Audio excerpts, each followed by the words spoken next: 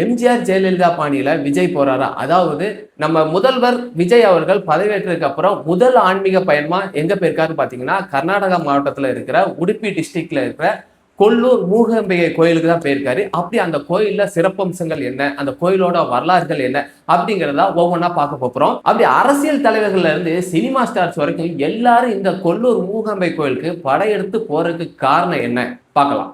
நம்ம முதல்வர் விஜய் 3 நாள் பயணமா டெல்லிக்கு போயிருந்தாரு. எதுக்காகன்னா, பிரதமர் மோடி தலைமையில நடந்த ஒரு நிதி ஆயோக் அப்படிங்கிற நிதி ஆலோசனை கூட்டத்துக்கு போயிருந்தாரு. அந்த கூட்டத்தை முடிச்சுட்டு நேத்து ஒரு 11 மணிக்கு போல டெல்லியில இருந்து மங்களூர் ஏர்போர்ட்டுக்கு பிளைட் மூலியமா போயிருந்தாரு. அந்த மங்களூர் ஸ்டேஷன்ல இருந்து கிட்டத்தட்ட ஒரு 120 கிலோமீட்டர் இருக்கு இந்த கோவில். ஒரு 3:30-4 மணிக்கு போல அந்த கோயில்ல போய் சேர்ந்துட்டாரு. அந்த கோயிலுக்குள்ள போனதுமே அவருக்கு சிவப்பு கம்பளம் போட்டப்பட்டது, கையில பூர்ண கும்பலம் கொடுத்து பயங்கரமா வரவேற்கப்பட்டாரு. சரி, அப்படி என்ன இந்த மூகாம்பிகை கோயில்ல ஸ்பெஷல்? அதுவும் முதல்வரான முதல் ஆன்மீக பயணமே இந்த கோயிலுக்கு போறதுக்கு என்ன காரணம்? அதுதான் மக்களிடையே இன்னைக்கு பேசும் பொருளா இருக்கு. ஆனா இது மக்கள் கிட்ட வேணா பேசும் பொருளா இருக்குமே தவிர, இந்த அரசியல் தலைவர்கள், பெரும் சினிமா தலைவர்கள், சினிமா ஸ்டார்ஸ்க்குலாம் இது வந்து ஒரு பெரிய விஷயமே இல்லை.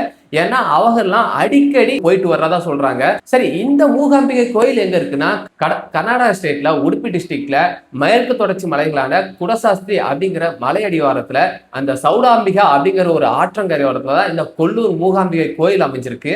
கோவிலோட சிறப்பம்சம் என்னன்னு பாத்தீங்கன்னா, அசுரரை வதம் செய்வதற்காக பார்வதி அம்மனே மூகாம்பிகையை அவதரிச்சது மட்டும் இல்லாம அந்த அசுரரை வெற்றி கண்ட தலம் அப்படிங்கிற மாதிரி சொல்லப்படுது.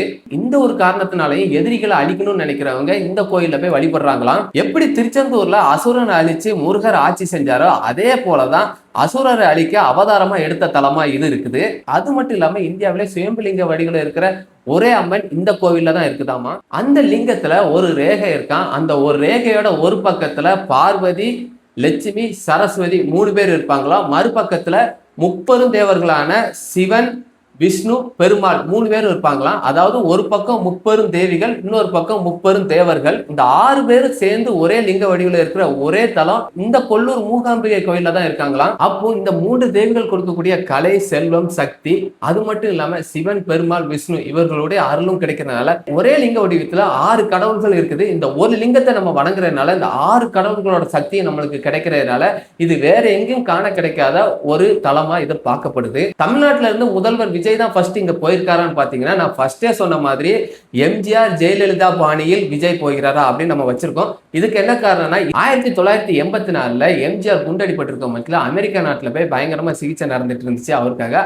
அவர்களோட தொண்டர்கள், ரசிகர்கள் இவங்கெல்லாம் என்ன வேண்டியிருந்தாங்கன்னா, இவர் நல்லபடியா நாடு திரும்பணும், அது மட்டும் இல்லாம அந்த வருஷம் நடக்க இருந்த தேர்தலையும் அவர் வெற்றி பெறணும்னு வேண்டியிருந்தாங்க. நல்லபடியா எம்ஜிஆர் நாடு திரும்பினாரு. அதே வருஷம் நடந்த தேர்தலையும் அவர் வெற்றி பெற்றாரு. இந்த காரணத்தினால இந்த கொல்லூர் மூகாம்பிகை கோயிலுக்கு 1.5 கிலோ தங்க வாழை ஒரு அன்பளிப்பா ஒரு கொடையா வச்சிருந்தாங்க. இன்னைக்கும் அந்த கோயில்ல நடக்கிற சிறப்பு நாள், சிறப்பு பூஜை, சிறப்பு விழாக்கள்ல இந்த வாழை வந்து ஒரு கண்காட்சி பொருளா எடுத்து வைக்காங்களாம். மக்களோட பார்வைக்கு எடுத்து வைக்காங்களாம். எம்ஜிஆர் பாணியில தான் ஜெயலலிதாவும் போயிருக்காங்க. தன்னோட இக்கட்டான தேர்தல் சூழல், அரசியல் எதிரிகளை சமாளிக்க தன்னோட அரசியல் பாதையில யாரும் குறுக்கிடக்கூடாதுன்னு இந்த மூகாம்பிகை கோயில் போய் சண்டி ஹோமம் வளர்ப்பாங்களாம். இந்த எம்ஜிஆர் ஜெயலலிதா பாணியில தான் இப்போ விஜயும் முதல்வரான முதல் ஆன்மீக பயணமா இந்த கொல்லூர் மூகாம்பிகை கோயிலுக்கு வந்திருக்காரு. தேர்தல் முடிஞ்சதுமே திருச்செந்தூர் முருகன் கோயிலுக்கு போனாரு. இப்போ தேர்தலில் வெற்றி பெற்ற முதல் ஆன்மீக பயணமா இந்த கொல்லூர் மூகாம்பிகை கோயிலுக்கு வந்திருக்காரு.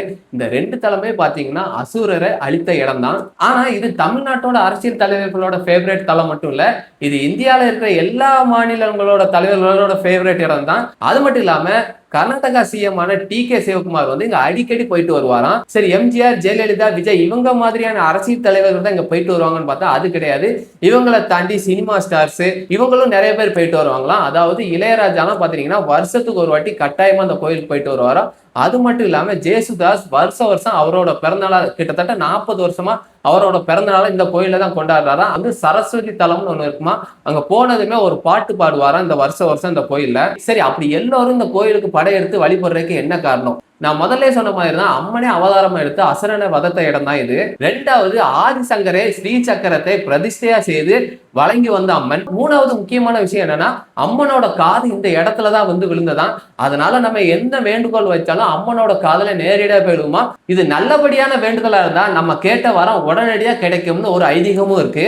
நம்ம முதல்ல சொன்ன மாதிரி சுயம்பு லிங்க வடிவத்துல இருக்கிற ஒரே அம்மன் இதுதான். இந்த லிங்கத்துல ஒரு ரேகை இருக்குமா, ரேகையோட ஒரு பக்கத்துல முப்பெரும் தேவிகளும் இருப்பாங்களா, இன்னொரு பக்கம் முப்பெரும் தேவர்களும் இருப்பாங்களாம். இப்படி முப்பெரும் கடவுள்கள் இருப்பதனால அரசியல் துறை, கலைத்துறை, தொழில்துறை இந்த 3 துறைகளுமே 3 தேவிகளும் 3 தேவர்களும் ஒன்றா சுயமா பாக்குறதுனால நம்ம கோரிக்கை நிறைவேறுமா. அதுக்காக நிறைய ஓமங்களும் வளர்ப்பாங்களாம். நம்ம முதல்ல சொன்ன மாதிரி ஜெயலலிதா சண்டி ஓமம் வளர்த்தாங்கல்ல, அந்த மாதிரி. அதாவது எந்த ஒரு துறையிலையுமே ஒரு உச்சத்துல போய் இருக்கணும். அதாவது சினிமா துறை, அரசியல் துறை, இந்த எந்த துறையிலுமே உச்சத்துல போய் இருக்கணும் அப்படின்னா இந்த கொல்லூர் மூகாம்பிகை கோயில தான் வழிபடணும் அப்படிங்கிற மாதிரி சொல்லப்படுது. சிம்பிளா சொல்ல போனா எதிரிகளே இல்லாம அந்த துறையில உச்சத்துல போய் இருக்கணும்னா இந்த கோவில்ல போய் வழிபடுறாங்க. நேத்து முதல்வர் இந்த மூகாம்பிகை கோயிலுக்கு போனதுமே சிவப்பு கம்பளம் போற்றப்பட்டது. அது மட்டும் இல்லாம அவர் கையில ஒரு பூர்ண கும்பம் கொடுக்கப்பட்டது. சரி, நம்ம முதல்வர் விஜய் எதுக்காக ஆட்சி அமைச்ச முதல் ஆன்மீக பயணமா இந்த கோயிலுக்கு போயிருக்காரு அப்படின்னு பார்த்தோம்னா, சரி வேண்டினது நிறைவேறினதுக்காக போனாரா, இல்லட்டா அடுத்த வரப்போற 5 வருஷம் இப்படிதான் இருக்கணும்னு வேண்டதுக்காக போனாரா அப்படிங்கிறத பொறுத்திருந்தே பார்க்கலாம். சோ மக்களே, இந்த வீடியோ எண்டுக்கு வந்துச்சு. இந்த கோயிலோட வரலாறு உங்களுக்கு பிடிச்சிருந்துச்சுன்னா லைக் பண்ணுங்க, கமெண்ட் பண்ணுங்க, ஷேர் பண்ணுங்க. நான் சொன்ன விதம் ஏதாட்டும் உங்களுக்கு ஏறக்குறைய எதுவும் இருந்துச்சுன்னா அதையும் கமெண்ட் செக்ஷன்ல கமெண்ட் பண்ணுங்க. அடுத்து ஒரு சூப்பரான நியூஸ் கண்டென்ட்ல மீட் பண்ணலாம். பாய் பாய்.